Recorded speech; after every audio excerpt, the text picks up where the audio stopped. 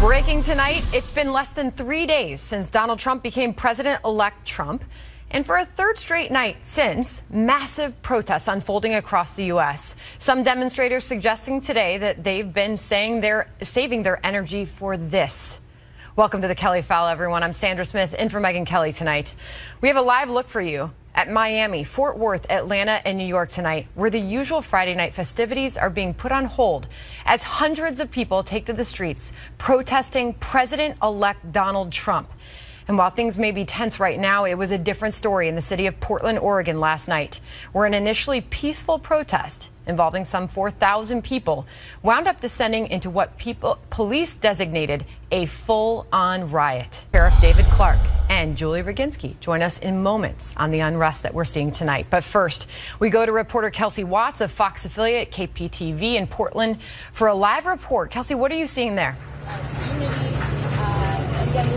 Sandra, a much different feeling here this evening as we begin our fourth straight night of protests here in the city of Portland, where hundreds of people are gathered at this hour here in front of Portland City Hall. You can see this crowd here behind me gathering once again before heading out tonight. But as you mentioned, I think what happened here in the city last night is really in a category by itself. That's when that protest became a riot. 4,000 people in the streets taking over bridges, even interrupting freeway traffic. But city leaders say it's very important to note it was only a small group of people that were in the midst with those thousands of others who were causing the damage in the city. Broken windows at car dealerships and small businesses, fires being lit, rocks being thrown at police. One of my colleagues even saw glass bottles being thrown off of parking structures. By the end of the night, police finally did regain control. 25 arrests were made. And I think today here in Portland, it's really been about regrouping, both for Portland police and city leaders who say they do support peaceful protests, but what happened here last night is unacceptable. In fact, the chief of police came out today to ask peaceful protesters to stay home tonight, to take the night off in order to give police a chance to potentially stop that smaller group that might be bent on causing more damage here tonight. Although I also think there's a growing sense of frustration for those at home who don't believe there should be any protests. In fact, one man who supports Donald Trump told us, "I cast my vote, so did you. These protests need to stop." Sandra. All right, Kelsey, thank you. Live for us from Portland, Oregon tonight. Joining me now, Sheriff David Clarke of the Milwaukee County Sheriff's Office and Julie Roginski, a Fox News contributor and Democratic analyst. Sheriff Clarke, this is something you are very familiar with. What do you make of what is happening in U.S. cities tonight as these protests continue just 3 nights after Donald Trump was elected president? Well, these are anarchists, full-fledged anarchists. They don't even support the Constitution. This isn't constitutionally protected behavior. They also advocate for the overthrow of the rule of law here in the United States of America. This is designed to intimidate the Trump administration right out of the gate and to intimidate Trump supporters so that they don't go big and bold once they take office in January. But they cannot be dissuaded by this. Donald Trump ran on a theme, one of the themes of law and order. I'm tired of these police executives, not the cops. The cops are under orders, but I'm tired of them tiptoeing around this. You look at the destruction of these businesses. This undermines the public confidence that their government can't get their arms around this thing. They come in the morning, their businesses are destroyed, cars are vandalized and set on fire, people are injured. This has to be quelled immediately. And if they do not, you're going to see more property destruction. You're going to see people injured, police officers injured, and possibly people killed. So, Julie, this must be quelled immediately. There are calls, Julie, for Donald Trump to say something and step in here. I mean, he really did. He took to Twitter today, said he loves the fact that the small groups of protesters last night have passion for our great country. He said, "We will all come together and be proud." That was after 9 hours before that. He said these protests were very unfair. But where's the president? Does he need to step up and condemn this behavior? The White House has reacted, saying this is constitutionally protected speech and protest. Should President Obama say something at this point? Well, there's two different things going on. It is constitutionally protected protest and speech when it's just speech. When they start rioting and they start destroying businesses, that's not constitutionally protected behavior. That's unacceptable behavior. Look, I'm disappointed about the outcome of this election as well, but there is no excuse to destroy private property or to riot, to protest an election that, frankly, Donald Trump won. He won the Electoral College. He is our president-elect. These people have to come to terms with that. They can protest peacefully all they want, but there's no excuse to be violent or to start rioting or to hurt people who had nothing to do with Donald Trump becoming president and hurting their business. I will say, I think it would be very helpful, and I'm not sure if this is possible, for Donald Trump and the president to release a joint statement calling on people to, if they want to protest peacefully and to stop rioting. There's no reason that this behavior needs to happen. And I think it would be very helpful in a bipartisan manner if they both did that jointly to show that we have a peaceful transition from one administration to the next. And this is a bipartisan issue. I mean, you look at this crowd right now, and protesters in L.A. said that they were taking a break and saving their energy for the weekend. So we don't know where this is going. What needs to be done at this point, considering the riots and the violent behavior that we saw, for example, in Portland last night? What can be done now to stop these? Well, first of all, President-elect Donald Trump has to be a little careful here, because this is the job of the President of the United States, and the Constitution calls for only one, and until January 20th, that's Barack Obama. Look, these are his supporters. These are people who supported him, Mrs. Bill Clinton. These are people who supported Bernie Sanders as well.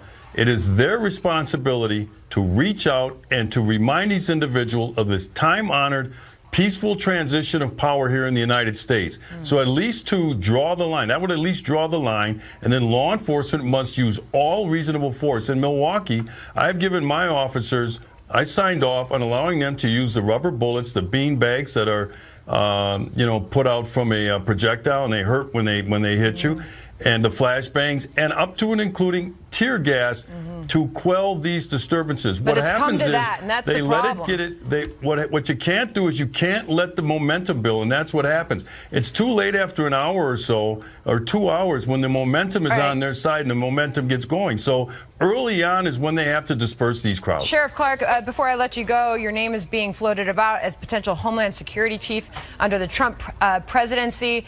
A lot of speculation out there. Well, we're a long ways from that. Look, I supported Donald Trump because I thought this country needed his leadership.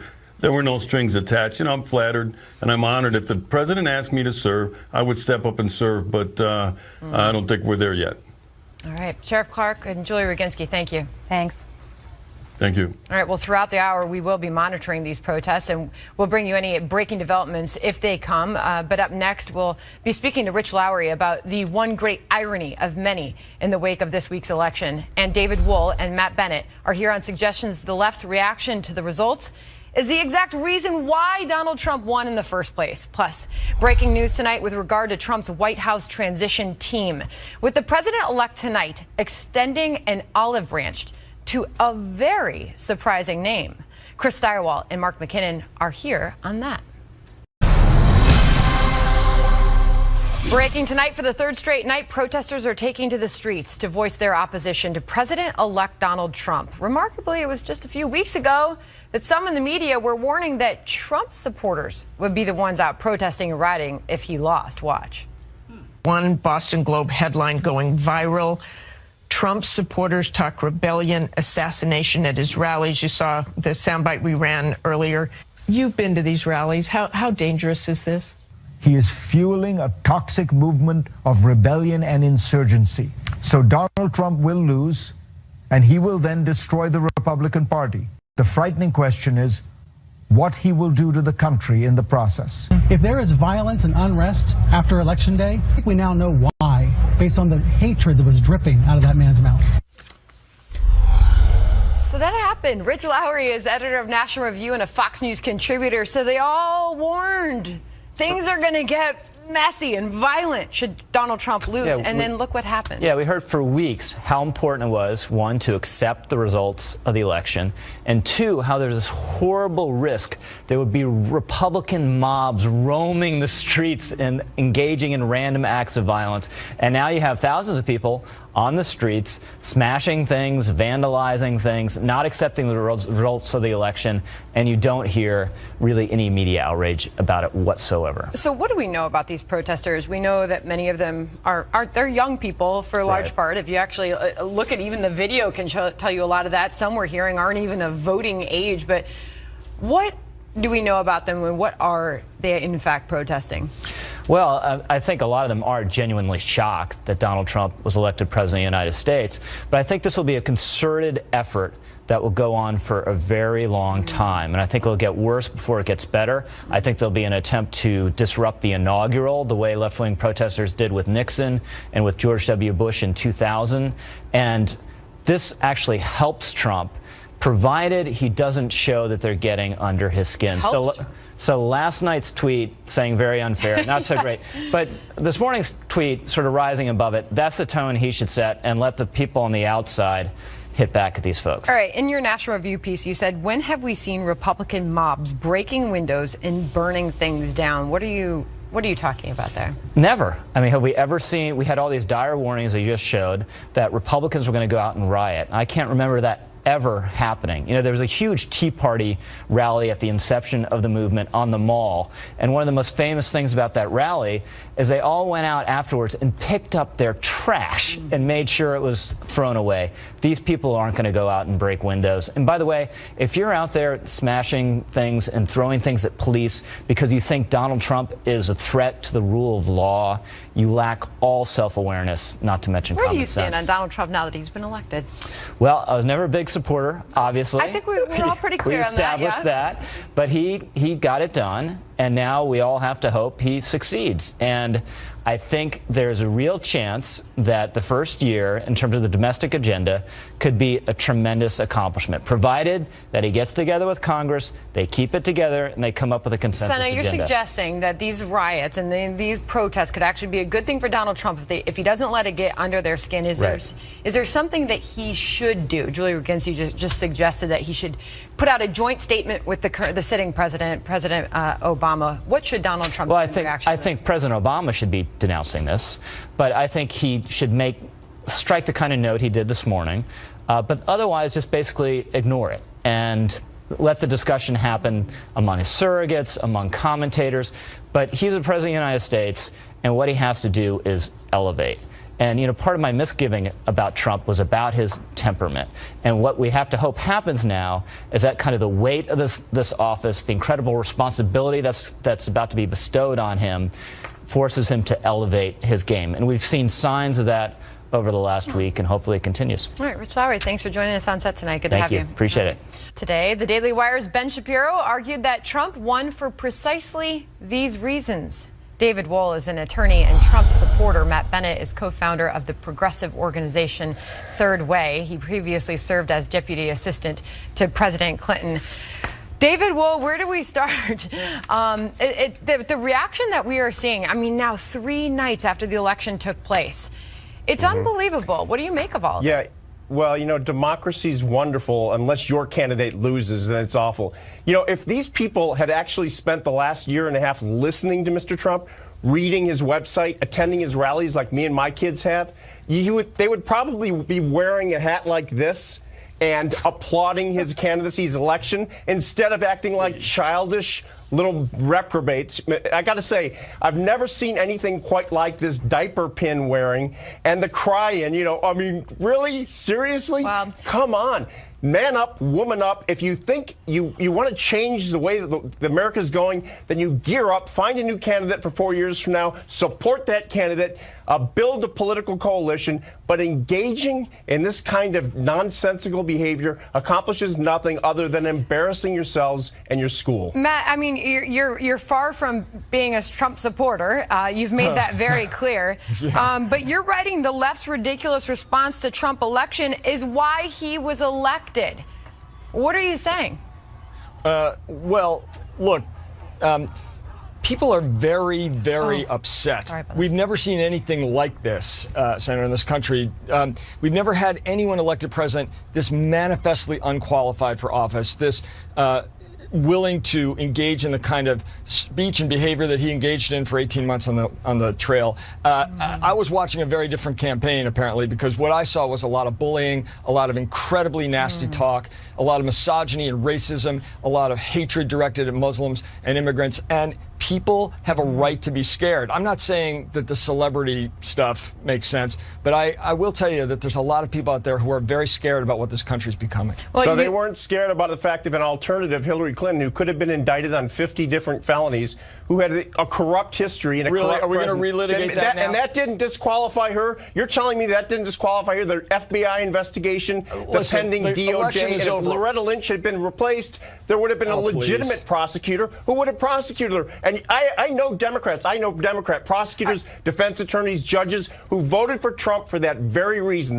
He wasn't their favorite, for you. but the alternative was a disaster. All right, so the election is. But wait, I want to get back to this. And by the way, Daily Wire's Ben Shapiro is who I was quoting on that article, by the way, as far as what this is driving this. But Matt Bennett, I want to get back to you because I want you to tell me what is the current state of the Democratic Party at this point. As these protests continue, what does this say?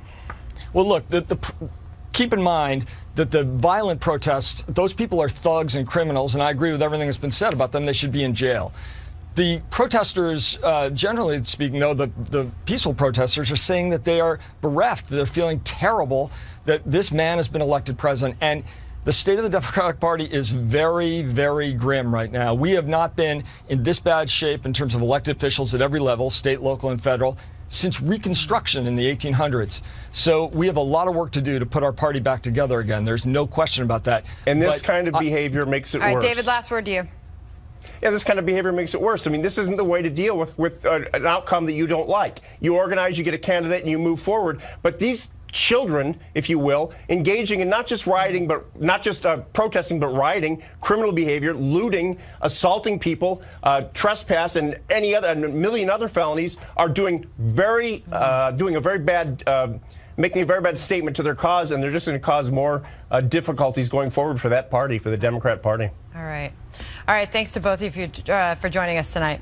Thank you, Sandra. Thank you, Sandra. All right. Well, coming up, we're going to speak with Asra Q. Nomani, who's getting a lot of attention after writing the column, "I'm a Muslim, a woman, and an immigrant. I voted for Trump."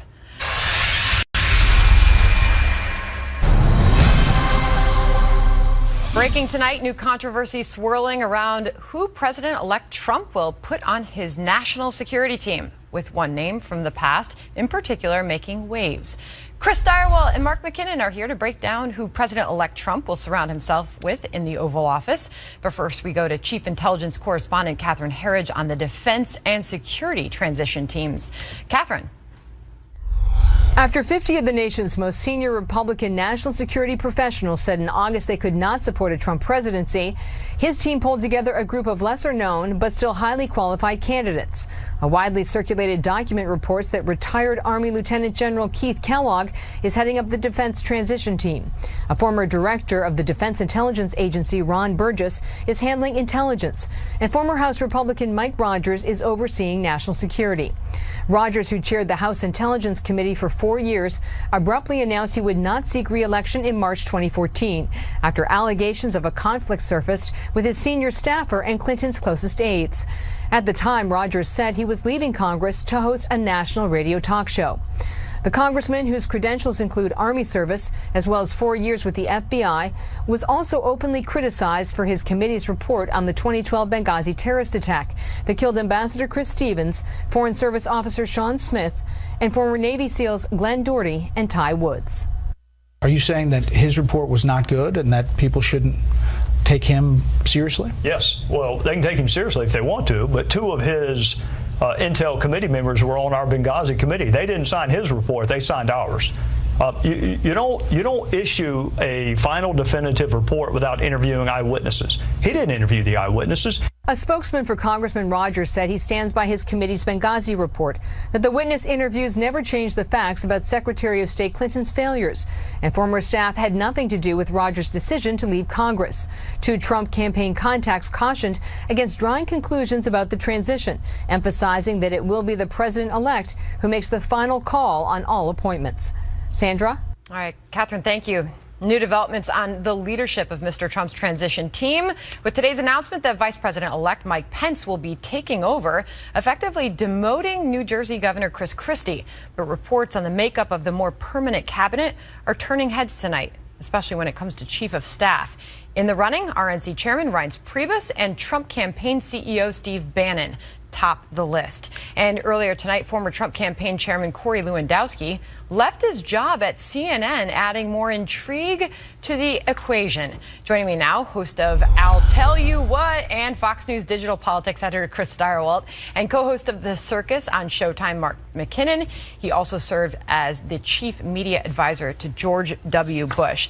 All right, Chris Stirewalt, your crystal ball. Trump team has suggested this cabinet will be a mix of outsiders and more traditional choices. Do you expect any big surprises here?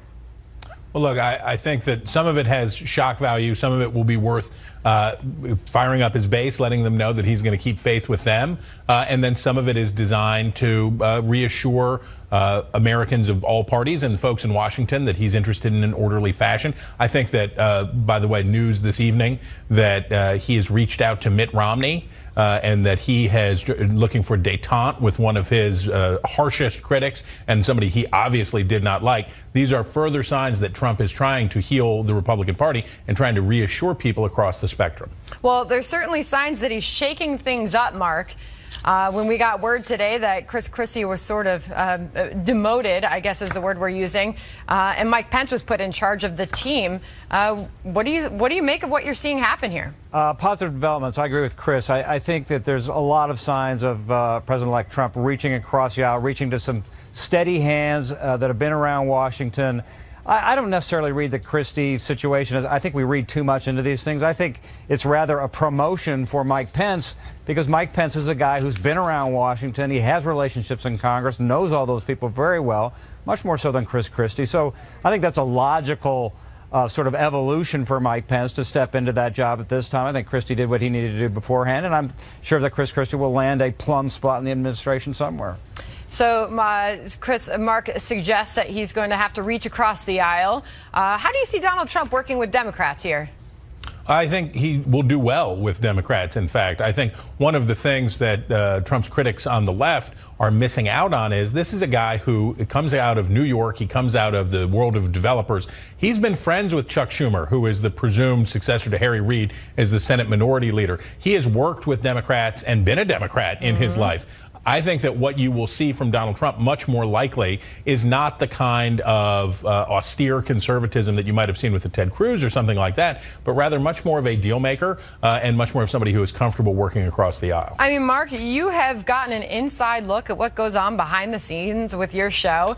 I mean, what kind of people does Donald Trump like to keep around him? What could give us an idea who he's going to be picking there? Well, I think that the Corey Lewandowski announcement today is very telling. I think he very much likes to have a core group of loyalists around him. I think he also understands that he needs to expand that, but I think he wants a circle of people like Corey Lewandowski around him that he trusts completely, and that he can, have as loyal soldiers around like a palace guard, really, of loyalists. I think that's kind of his tradition, and Corey certainly fits that billing. But I think there's also signs that he'll go well beyond, and he needs to. He doesn't have a deep bench. I mean, that was a tight, small group on the campaign, so there's not many of them.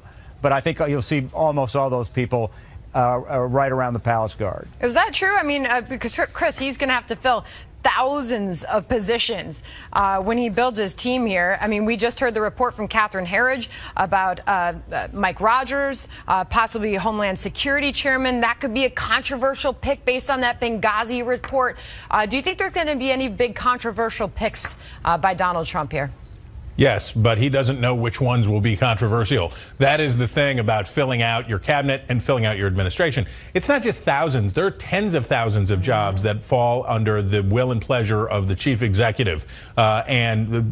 Out there in that mix, it's not going to be the ones he thinks are going to be controversial. He thinks it's going to be controversial when he picks a Newt Gingrich for a top spot or somebody like that. The controversies arise as every president finds out. The people that you think are going to be boring picks turned out that they have scandals or problems or statements or things that they did, and all of a sudden that storm blows up out of nowhere, and you got to be ready to handle it. All right, and Mark, this Sunday marks the series finale of Mark's show, The Circus. You've seen a lot of it on this show. The Kelly File has been lucky enough to be along for the ride from the start, as this show took us behind the scenes of one of the craziest presidential races in history. The series finale is no different. as the cameras were rolling at now President-elect Donald Trump's final appearance, sort of some of those tender moments behind the scene of Donald Trump with his family members before he walked on stage. Well, that's what we wanted to capture, was that authentic intimacy that you see behind the scenes, backstage, you know, at a very critical, highly emotional moment of the campaign, right as elections, the day was opening before them, and kind of all the team, the loyalists, the family together there backstage. And, you know, Donald Trump is largely a one-man band, so you don't see a lot of these people publicly a lot, like Steve Bannon. You know, we really get to see some shots of Steve Bannon there, but people like, you know, all that, Rudy Giuliani and the family, and Reince Priebus, who, by the way, I think should get MVP for this election for the number of plates that he kept spinning. But just to see that intimacy of the group interacting behind the scene at that critical emotional moment, that was a very, what we'd call a circusy moment. And the sort of thing that we really tried to capture in this campaign, to show people a different side of the campaign that they don't normally see. At a very real moment, Chris Stirewalt. Yeah, and that's actually what I've loved about your show so much, Mark, is that it lets you see these moments that make us understand something. These are all just human beings, right? These are all just people. We turn them into villains, we turn them into gods, we turn them into all of these things. These are just people who fill out these slots in this republic, in this nation of laws, and not men. Well said, Chris Stirewalt. Thanks to both of you for your time on this Friday evening after just, you know, one of those easy weeks. Thank you to both of you. You bet. All right, well, we wanted to bring you the story tonight of